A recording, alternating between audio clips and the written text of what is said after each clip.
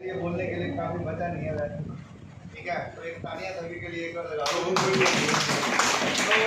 ऐसा होता भी पॉइंट सेम ही है, हम सभी के जो भी हैं कुछ हाँ। तो नए में सबसे पहले जो सर ने बोला था ना, जो गिग वर्कर नाम, इसके बारे में हमें सोचना चाहिए। इसके बारे में ये नाम एक चीप लगता है रियलिटी में भी, इसको बोलते हो कि वो बोलते हैं इसकी परिभाषा, तो एक गिग और पिग जैसा सिचुएशन बोलना नहीं चाहते, ये गिग और पिग जैसी सिचुएशन लगती है, तो एक गिल्टी फील होती है, लोग इसको एक्सेप्ट नहीं करना चाहते, ठीक है।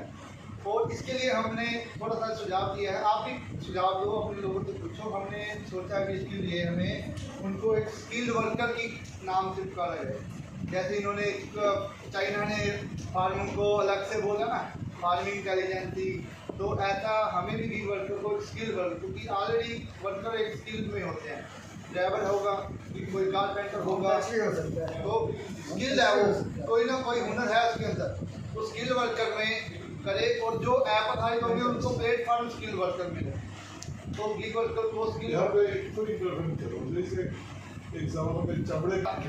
उन्होंने बताया कि गिग वर्कर को उनके अधिकारों के बारे में जानकारी ही नहीं है, यहाँ तक उनको ये भी नहीं पता कि वो गिग वर्कर हैं। तो इसके लिए ही हमें जागरूकता अभियान, जैसे उन्होंने बोला यूनियन करेंगी, रिप्रेजेंट करेंगी, एसोसिएशन करेंगी, तो ये चीज़ें हमें आने वाले समय में सोशल मीडिया पे करनी चाहिए। और जगह पे भी ये जो गिग वर्कर है या सोशल स्किल वर्कर है, इनकी कैटेगरी उनको बताना पड़ेगा कि आप इस कैटेगरी में आते हैं, वो कौन कौन आते हैं।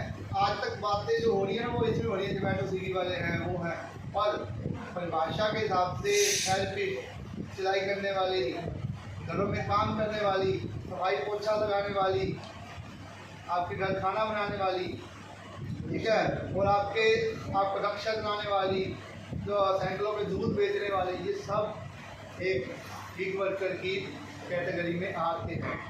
उनको बताना चाहिए हमें, ये उनको पता ही नहीं है। हम ऑलरेडी क्या कर रहे हैं, जोमेटो स्विगी बोलते जा रहे हैं, जो बोलते जोमेटो स्विगी, तो लोगों के दिमाग में वही है कि जोमेटो स्विगी है, बस नहीं है।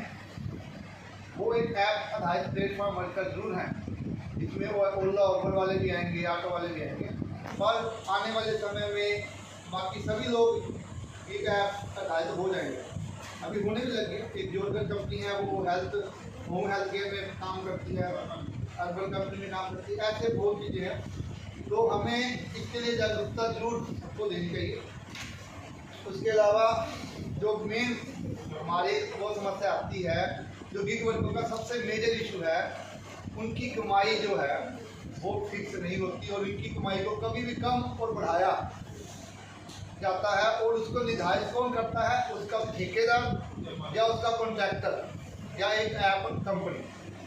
तो इसमें कहने को तो हम पार्टनरशिप एक्ट में होते हैं, रूल ऑफ रेगुलेशन में हम वर्कर नहीं है, पार्टनरशिप है, पर उसमें जो कॉन्ट्रैक्ट में ये लिखा डिस्कशन के साथ होगा। आप कभी भी पढ़ना, किसी भी कंपनी का, जोमेटो स्विगी ओला उबर, किसी भी कंपनी का आप कॉन्ट्रैक्ट एक्ट पढ़ें, उसमें तो इसके लिए लोगों को जागरूक भी करना चाहिए, और प्रशासन और लेबर डिपार्टमेंट को इसके लिए ये बताना चाहिए, इसका एक लिखती एग्रीमेंट प्रशासन के अंदर भी आएगा।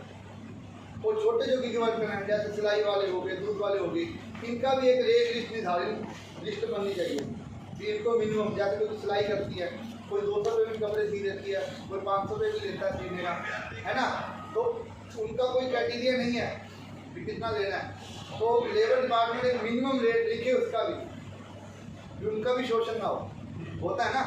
भी कोई लेडीज है, वो घर का काम नहीं चला पा रही, तो सिलाई का काम करती है, उसको बोलते हैं मैं तो 150 रुपये दूँगी। तो अगर रेट लिस्ट होगी तो वो हो सकती है, अभी सरकार का रेट ही 250 रुपये है, ऐसी एक रेट लिस्ट की होनी चाहिए। तो इसके ऊपर हमें काम करना चाहिए। इसके अलावा ज़्यादातर जो ट्रांसपोर्टेशन गिग वर्कर हैं, एक्सीडेंट के इशू सबसे ज़्यादा होते हैं उनके, उसमें उनकी हेल्प के लिए हमें सोशल सिक्योरिटी, जो सर ने बताया, सोशल सिक्योरिटी एक्ट बन भी चुका है, उसमें उनका एक्सीडेंट क्लेम मैम ने बताया होना चाहिए। पर इसमें एक मेजर दिक्कत क्या आती है, एक्सीडेंट में सबसे ज़्यादा गलती ड्राइवर की ही होती है, जो गाड़ी चला रहा होता है। पर उसको गाड़ी चलाने के लिए, तेज चलाने के लिए कुछ कैटेगरियाँ कंपनियाँ भी मजबूर करती हैं, फास्ट डिलीवरी, 10 मिनट की डिलीवरी, ठीक है, और इंसेंटिव का लालच, ये चीज़ों को बंद होना चाहिए और कंपनियों को अपनी ऐप में ऐसा एक सिस्टम लगाना चाहिए कि आपकी स्पीड लिमिट से ऊपर है तो उसकी वार्निंग आनी चाहिए उसको कि आप लिमिट से ऊपर काम स्पीड में जा रहे हो, ठीक है। और इसमें समय का, टाइमिंग का भी बहुत महत्व है। ड्राइवरी में अगर आप 12 घंटे लगातार ड्राइवरी करते हो तो 13वें घंटे में आपको जो पर्दे झुकने शुरू हो जाते हैं, आपका डिसीजन मेकर कम हो जाता है। तो ड्राइविंग में समय, काम करने के समय का निर्धारण भी होना चाहिए जो एक्सीडेंट में आपको बचा सकते हैं। ये चीज़ें जरूरी है। तो कुछ आप बताएं प्लीज। और हेल्थ इशू जो अपने जो भी लेबर और गिग वर्कर को हेल्थ इशू भी आते हैं, उसमें बीमारी में भी उनको काम करना पड़ता है, ऐसे इशू भी होते हैं। उनके लिए हमने सोचा कि एक तो मेडिकल इंश्योरेंस होना चाहिए और हीट वेव, जब अभी बात करी थी ना हमने, तभी हीट वेव चल रहा है। हीट वेव से बचने के लिए उनको जागरूकता अभियान होना चाहिए, उनके लिए वाटर की बंदोबस्त हो, जहाँ पे वो काम करते हैं किराए बहुत बने और उनके काम के एरिया में जहाँ पे उनके ज़्यादा ऑर्डर लगते हैं या जो एरिया में वो काम करते हैं वहाँ पे रेस्ट एरिया हो, वातावरण का। लेडीज़ को समस्याएँ आती हैं, टॉयलेट मंथली दिक्कतें होती हैं, जो कुछ समय काम के जगह पे आपको कोई भी प्लेटफॉर्म नहीं मिलता है, तो इससे महिलाओं को भी काफ़ी दिक्कतें आती हैं। इसके लिए भी हमें सोचना चाहिए कि महिलाओं की जो हेल्थ इश्यूज को लेके और प्रेगनेंसी में भी उनको दिक्कतें होती हैं, काम करने के लिए बैठना उठना। ऐसे मैंने तो कई लोग देखे हैं बसों में भी प्रेगनेंसी हो जाए, बच्चे लेके कोई भी बैठ नहीं देता। काफ़ी चीज़ें हैं, सोशल है हमारा ये ऐसा एरिया, पर हमें इसके ऊपर काम करना चाहिए। और एक सबसे बड़ी बात, सभी कंपनियों को अपने ड्राइवरों को patent medical kit through the, ये सबसे बेनिफिट है। और उनका समय समय पे बॉडी चेकअप और आइस चेकअप, ये 2 चीज़ें जरूर होनी चाहिए ये गिग वर्कर के लिए, ठीक है। ओके। और जैसे अभी मैम ने बोला ESIPF का उनको पॉलिसी मिलनी चाहिए, और वैसे मैं आपको बता देता हूँ हमने पॉइंट नोट किया, पर सेंट्रल गवर्नमेंट ने इसके लिए प्रावधान बना दिया। मैं 17 अक्टूबर को खुद मंसूर मांडविया जी के साथ मीटिंग करके आया था ये दिल्ली में। तो PF का, ESI का और ई-श्रम का एक साथ ही एडजस्टमेंट हुआ और उसमें सोशल सिक्योरिटी, PM आवास और दूसरी योजनाएं आपको घर के लिए कुछ रेंट में इश्यूज का, और आपको 2 लाख का मेडिकल इंश्योरेंस और 5 लाख का जो आयुष्मान भारत इंश्योरेंस, वो ESI ई-श्रम में सबको दिलवा रहे हैं। तो हम सभी को चाहिए कि अपने जो भी साथ आपके जुड़े हैं उनका ई-श्रम कार्ड में फोटो जरूर कराएं जल्दी से जल्दी, तो ये बेनिफिट आपको मिलने लगेगा। PF और ESI के लिए बातचीत चल रही है, उसमें कंपनियां आनाकानी कर रही हैं। ESI और PF का मॉडल क्या होता है कुछ आपको पता होगा वैसे तो। उसमें मेन क्या होता है, PF में ना जो पैसा होता है वो जो वर्कर होता है ना उसके पैसे में से कट के जाता है और कुछ पैसे कंपनी डालती है। पर इसमें समस्या ये चलती है, वर्कर बोलते हैं कि हमने अपने पैसे में से कटवानी नहीं है, हमको तो पहले ही पैसे कम मिल रहे हैं, है ना ये बात। वर्कर बोलते हैं कि हमें तो पहले ही बहुत कम मिल रहे हैं पैसे, हमने नहीं कटवाने पैसे, हमारे पैसे हमें दोगे। तो उसके ऊपर बातचीत हुई कि ये बात कस्टमर के ऊपर डालें। तो कस्टमर पे बात डालने से क्या होता है, सरकार के ऊपर बात आती है कि आप रेट हाई कर रहे हो, तो 2% इंकम कस्टमर पे डालता। तो ये लास्ट बातचीत ये चली है कि अभी कंपनी इसको वहन करे, अपने प्लेटफॉर्म जो अपना इनकम और सोर्स है ना उसमें से 2% वो PF में जमा करें। इसके ऊपर बात चल रही है। इसका जो भी लास्ट प्लेटफॉर्म होगा वो समय के हिसाब से है, जहाँ तक मुझे जानकारी है। अभी इसके ऊपर फाइनल क्या होगा ये नहीं पता। PF वाला भी काम ऑलरेडी सरकार में कर रही है। और बाकी रहेगी एक जो ID डीएक्टिवेट का इशू है, और एक कुछ इलीगली वर्क भी काम कराते हैं, इलीगली तरीके से। जैसे काफ़ी मुद्दे सुने होंगे, बाइक टैक्सी का येलो प्लेट पे वाइट प्लेट पे काम करते हैं, और कुछ अनऑथराइज लोगों को ऑथराइज काम दे देते हैं। जैसे कोई बंदा टेक्नीशियन ही नहीं है, उसको बोल देंगे यार तुझे कर दे टेक्नीशियन वाला काम, तो उसके मरने जैसा काम है ना, वो गलती से हाथ लगा देगा तो पकड़ जाएगा। तो इसके लिए ना एक प्लेटफॉर्म में जो भी होना चाहिए, एक तो जो वर्कर की ID डीएक्टिवेट हो रही है उसके ऊपर बताना चाहूँगा, उसको बिना सुने उसकी ID डीएक्टिवेट ना हो। मुलजिम दोनों को बयान होने चाहिए। इसके लिए प्रशासन को एक कोई कमेटी बनानी चाहिए कि जो दोनों के बयानों को नोट कर लें कि ताकि उनमें से पता देखो वर्कर नहीं है अभी ये गलत नहीं होगा, गलत होगा, कई लोग हैं गलत नहीं है, पर ये भी नहीं है अभी गलती होंगे। तो दोनों को बिना सुने रेंटल बाइक और चार्ज इसमें ना किस्तों का बोझ बढ़ता जा रहा है ड्राइवर के ऊपर दिन ब दिन।